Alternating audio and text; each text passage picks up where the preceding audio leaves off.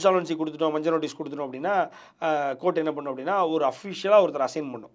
Official அசைனி தான் அவங்களோட பேர். அந்த அஃபிஷியல் அசைனி என்ன பண்ணுவாங்க அப்படின்னா, இவர் பேரில் இருக்கக்கூடிய இல்லை இவருக்கு ரெலவெண்ட்டாக இருக்கக்கூடிய எல்லா சொத்துக்களையும் லிஸ்ட் பண்ணுவாங்க. எல்லா அசட்ஸையும் லிஸ்ட் பண்ணி, அதுக்கு எவ்வளோ வேல்யூ வருது, அதை ஏலம் விடுவாங்க. அதுக்கு எவ்வளோ வேல்யூ வருது, அந்த வேல்யூவை வச்சு இவர் வாங்கியிருக்கிறாருன்றது இல்லையா, அந்த இன்சால்வன்சி பெட்டிஷன்லேயே பார்த்திங்க அப்படின்னா எத்தனை லட்சம் இல்லை எத்தனை கோடி இல்லை எவ்வளவு பேருக்கு எவ்வளோ பணம் கொடுக்க வேண்டியிருக்கு அப்படின்ற லிஸ்ட்டு, இது டோட்டல் எவ்வளவு, இவங்ககிட்ட இப்போ இருப்பு எவ்வளவு, இதை வச்சு இதை அடைக்க முடியுமா, இல்லை இவங்களுடைய அசட்ஸ் எல்லாம் வச்சு அதை ஏல விட்டாலும் அதை அடைக்க முடியுமா அப்படின்ற மொத்த டிஸ்கஷன் அந்த இன்சால்வன்சி பெட்டிஷன் இந்த இன்சால்வன்சி ரிப்போர்ட்லேயே இருக்கும்.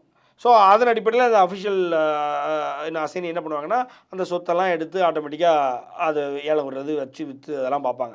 ஸோ அப்படி அந்த பர்டிகுலர் அர்ஜுன்லால் சுந்தரதாஸருடைய அசைனி அஃபிஷியல் அசைனி என்ன பண்ணுறாங்க அப்படின்னா, வர வேண்டிய பணம் வாராக்கடன் இவருக்கு நிறைய இருக்குது அப்படின்னு இந்த வாராக்கடன் யார்கிட்டலாம் இருக்குது, யார்கிட்டலாம் கடன் கொடுத்துருக்காரோ அவங்க எல்லாரும் மேலே கேஸ் போடுவாங்க. அது ஒரு ப்ரொசீடிங்.